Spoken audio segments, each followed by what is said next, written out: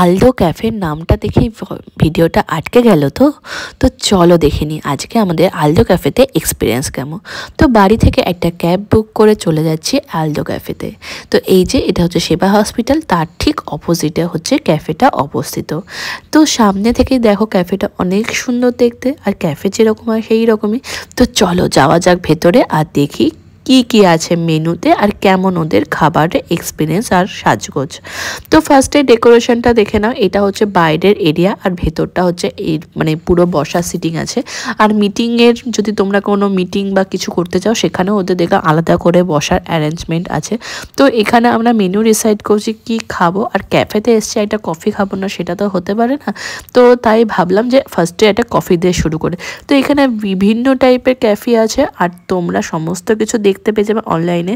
তো আজ অনেক দিনের আমার ইচ্ছা ছিল যে এই ক্যাফেটাতে আসবো। তো আমি সুদূর উড়িষ্যা থেকে গেছিলাম, তার মানে আমার দমদমে বাড়ি ছিল, তো দমদমে স্টে করে তারপর আমরা ওখানে একদিন টাইম করে তো চলে গেলাম আলদো ক্যাফেতে।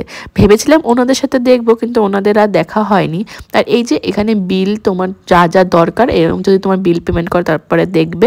তার এই যে এনাদের দেখতে আমরা এত দূর থেকে ছুটে এসেছিলাম, কিন্তু ওনারা সেদিকে কেউই ছিল না। তো ফার্স্টে অর্ডার করেছিলাম একটা ল্যাটে কফি, যেটা খুব সুন্দর খেতে ছিল। আর কফি যেরকম হয় সিসিটিতে তোমরা খেয়েইছো, যেরকম কফির টেস্ট হয় সেই রকমই কফির টেস্ট।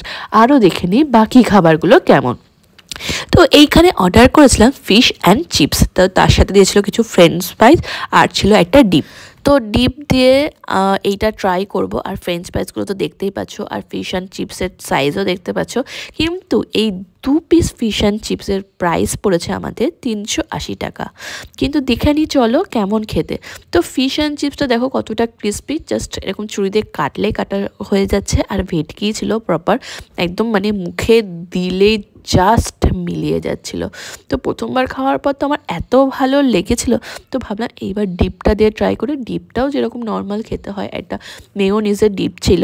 আর ফ্রেঞ্চ ফ্রাইজ তো যেরকম হয় সেরকমই বলতে গেলে, আর কি বলবো।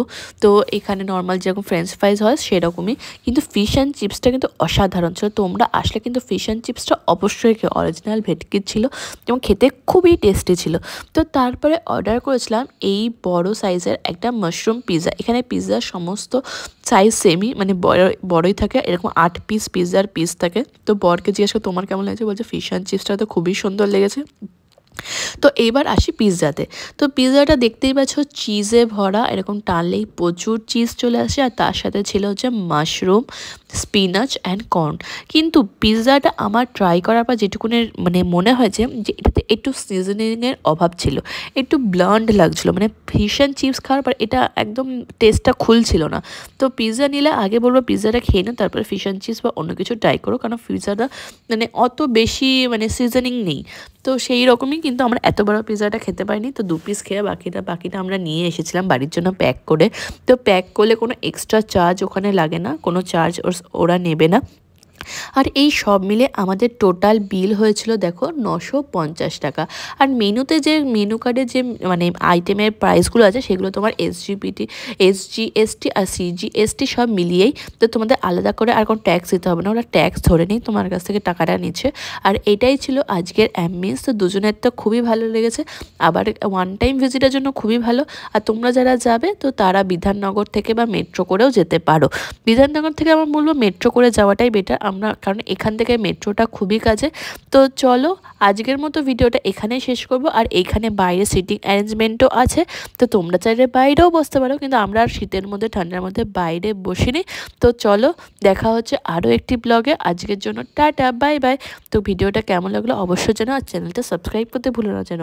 Bye bye.